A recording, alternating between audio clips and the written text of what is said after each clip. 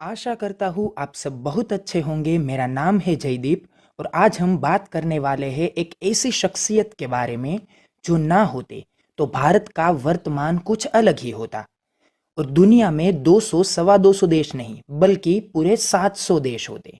जी हाँ, तो आज हम बात करने वाले हैं सरदार वल्लभ भाई पटेल के जीवन के कुछ जाने अनजाने किस्सों के बारे में। तो चलिए बिना वक्त गवाए बात की शुरुआत करते हैं। दोस्तों, आपने कई बार सुना होगा कि सरदार पटेल भारत के बिस्मार्क थे। अब इस बात में कितना तथ्य है, चलिए पता लगाते हैं। पहले तो आप ये जान लीजिए कि बिस्मार्क कौन थे। 1815 में पैदा होने वाला ये शख्स विचार और नियत के हिसाब से एकदम लोमड़ी जैसा था। उनके लिए संस्कार और इंसानियत कोई मायने नहीं रखती थी। वो एक शख्स से बहुत ही इंस्पायर थे जिनका नाम था मिखियावली। उनकी एक 90 पन्नों की किताब है जिनका टाइटल है द प्रिंस। उस किताब ने मिखियावली में सत्ता हासिल करने के लिए क्या करना चाहिए उनके रास्ते बताए हैं। इसी बुक से इंस्पायर होके बिस्मार्क ने जब एक स्पीच दी थी तब उसने बोला था कि आने वाले वक्त में सिर्फ हथियारों और रक्त बहाने से ही सत्ता हासिल होगी। संस्कारी विचारों वाले लोगों को सत्ता नसीब नहीं होगी। ये बात है 19वीं सदी की, जब बिस्मार्क ने कई टुकड़ों में बटे हुए जर्मनी को यूनिफाई किया था और एक यूनाइटेड जर्मनी बनाया था। लेकिन इस काम को अंजाम देने के लिए बिस्मार्क ने जो रास्ता अपनाया वो रास्ता किसी भी सूरत से सरदार पटेल की सोच और इरादों से मेल नहीं खाता। सरदार ने भारत के यूनिफिकेशन के लिए कोई खून बहाना जरूरी नहीं समझा। उन्होंने राजाओं को राज्यों के बदले प्रिवी पर्स देना भी मुनासिब समझा। तो फिर कैसे ऐसी दो अलग अलग सोचों को हम एक दूसरे के साथ कंपेयर कर सकते हैं?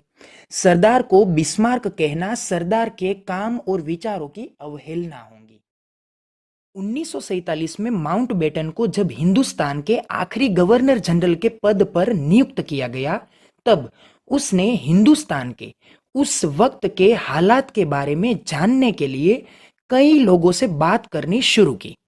उसी दौरान माउंटबेटन का एक जिगरी दोस्त जॉर्ज कैटरिन उस वक्त के हिंदुस्तान के कांग्रेस के एक लीडर के बारे में बताता है। हिंदुस्तान का वो सिर्फ एक ही लीडर है जिनके पांव जमीन से बेहद मजबूती से जुड़े हुए हैं और उनकी दृष्टि बहुत ही दूर के भविष्य में झांक सकती है। वो लीडर और कोई नहीं बल्कि सरदार वल्लभ भाई पटेल थे।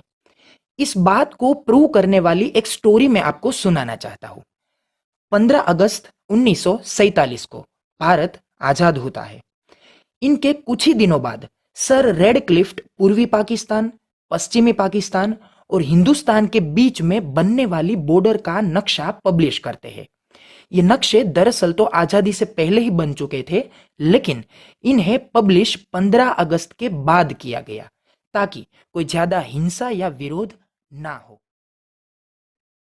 सरदार ने इन नक्शों को देखा और तुरंत ही उसे एक समस्या नजर आई। ये उस वक्त की बात है जब कश्मीर भारत और पाकिस्तान दोनों में से किसी के भी साथ नहीं जुड़ा था। दरअसल बात यह थी कि हिंदुस्तान को कश्मीर से जोड़ने वाला सिर्फ एक ही रास्ता था जो पंजाब के गुरुदासपुर जिले के पठानकोट नगर से होकर गुजरता था। और अगर इस रास्ते पर ध्यान ना दिया जाए तो कश्मीर से हिंदुस्तान का कांटेक्ट हो पाना इम्पॉसिबल था।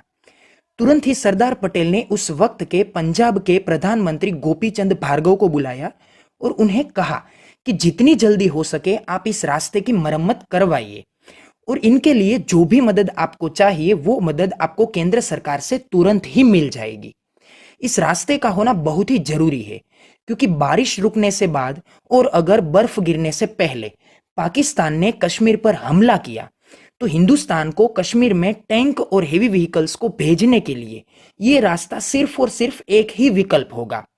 हमें इसकी जरूरत पड़ेगी और यही हुआ। 22 अक्टूबर को पाकिस्तान ने कश्मीर पर हमला किया। हिंदुस्तान की सेना की मदद मांगी गई और मदद के बदले में सरदार पटेल ने इंस्ट्रूमेंट ऑफ एक्सेशन पर दस्तखत करने के लिए राजा हरि सिंह को कहा। राजा हरि सिंह ने दस्तखत कर दिए और हिंदुस्तान में कश्मीर जुड़ गया। एक छोटी सी बात को भी बड़ी ही बारीकाई से देखकर उनके भविष्य के परिणामों को पढ़ने के लिए सरदार पटेल की आवश्यकता आज के वर्तमान को भी है।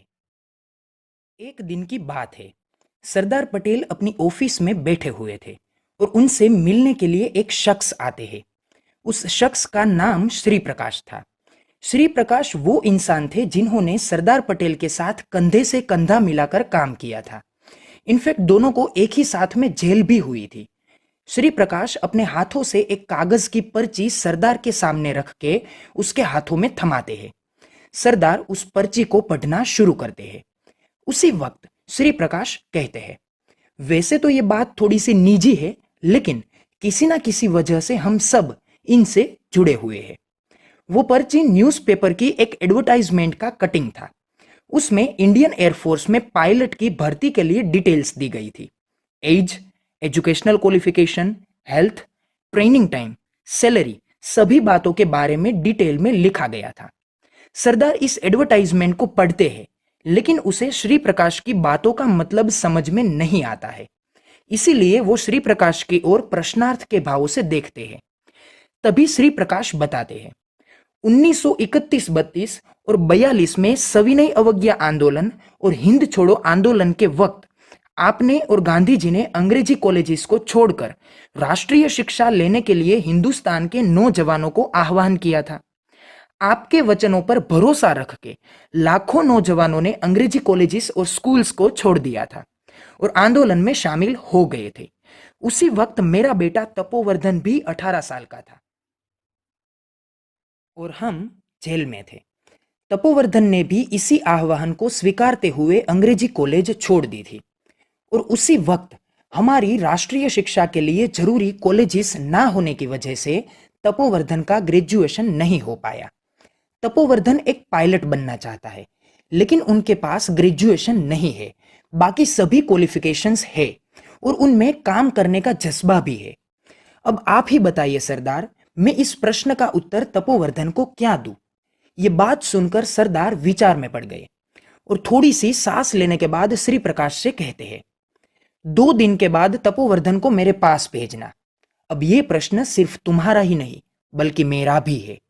श्री प्रकाश के जाने के बाद सरदार अपने रहस्य मंत्री शंकर को बुलाते हैं और उस पेपर की पर्ची को शंकर के हाथों में थमाते हैं और कहते हैं, मुझे इस भर्ती में अगर कोई क्वालिफिकेशन में कोटा है या फिर कॉम्प्रोमाइज है तो उसकी डिटेल्स चाहिए।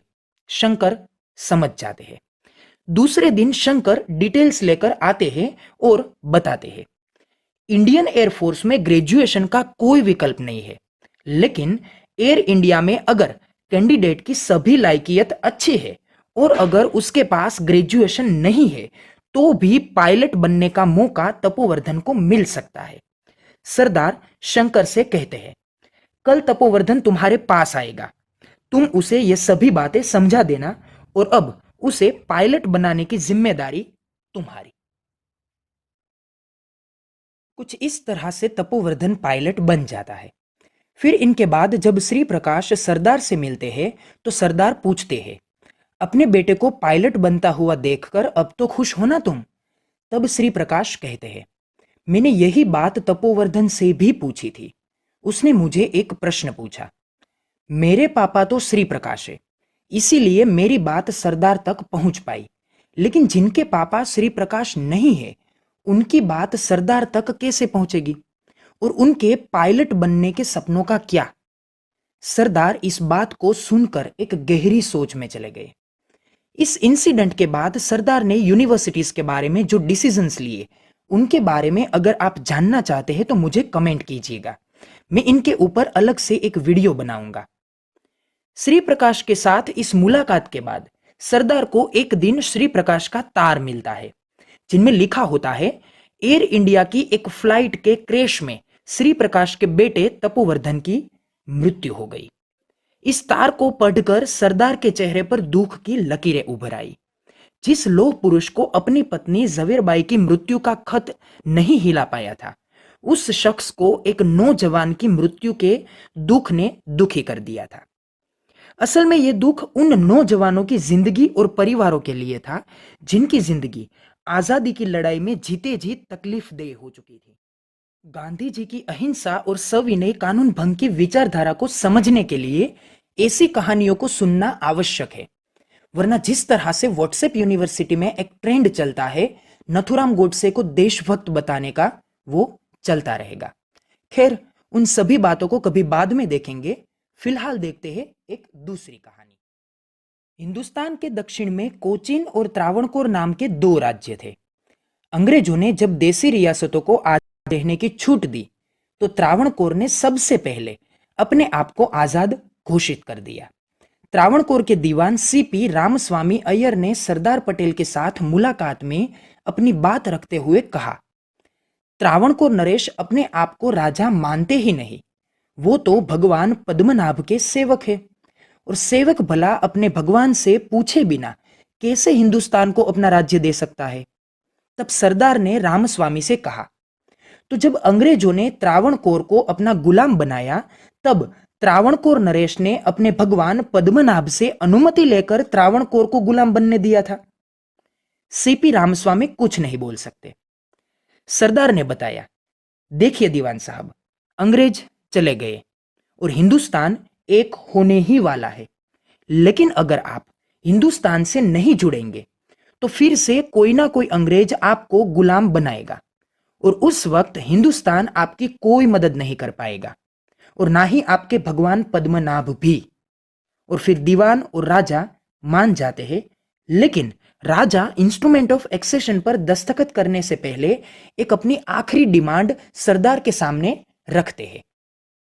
आप इस पेपर में राजा की जगह से मेरा नाम हटाकर भगवान पद्मनाभ के सेवक की ओर से मेरा नाम लिखिए।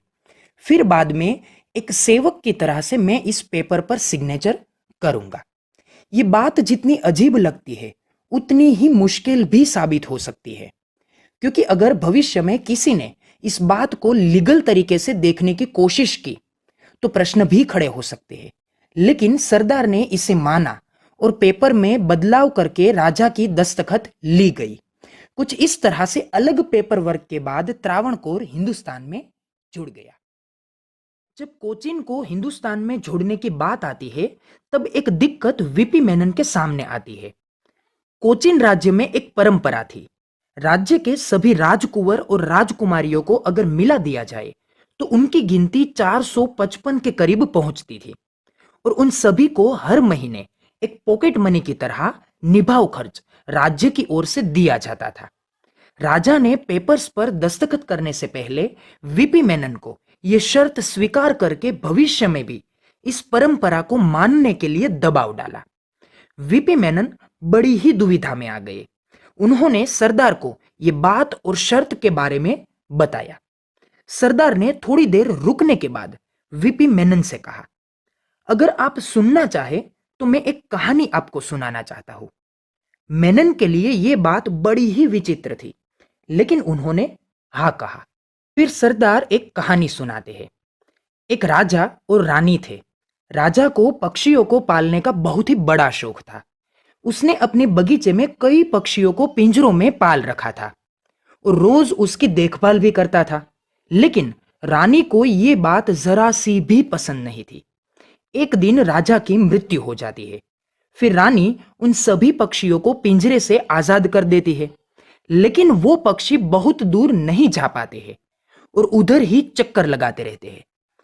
3-4 दिनों के बाद जब रानी ने आकर देखा तो सभी पक्षी भूख और प्यास की वजह से वहीं पिंजरे के आसपास ही मरे पड़े हुए थे। वीपी मेनन को कहानी सुनकर आश्चर्य हुआ और उसने सरदार से पूछा, तो इस कहानी का तात्पर्य मैं क्या समझूं? सरदार ने कहा, वो सभी 455 राजकुमार और राजकुमारियां वही पक्षी है। अगर हमने इन्हें परंपरा के तहत पॉकेट मनी नहीं दी तो उनकी हालात भी इन पक्षियों जैसी ही होगी। इन राजकुमारों को दुनियादारी की और दुनिया के दुखों का कोई अनुभव नहीं है। अगर हमने इसे नहीं पाला तो वो इन पक्षियों की तरह ही प्यास और भूख की वजह से मर जाएंगे और ये इंसानियत की दृष्टि से बिल्कुल भी जायज नहीं होगा। कहां वो लोमड़ी से भी चालाक बिस्मार्क और कहां ये किसान का पुत्र सरदार वल्लभ भाई पटेल, जिनके लिए हर एक इंसान में मानव को पहले देखने की भावना थी। फिर सरदार ने वीपी मेनन से आखिरी में कहा, आप उस परंपरा को मानने का आश्वासन राजा को दीजिए और इंस्ट्रूमेंट ऑफ एक्सेशन पर सिग्नेचर लीजिए। इनसे हमें कोई दिक्कत नहीं है। तो ये थी मेरी आखिरी कहानी। और भी कई सारी बातें हैं सरदार के बारे में, लेकिन उसके बारे में फिर कभी बात करेंगे। कैसी लगी ये स्टोरीज कमेंट्स में बताइएगा। मिलते हैं अगले वीडियो में। Till then take care, good bye.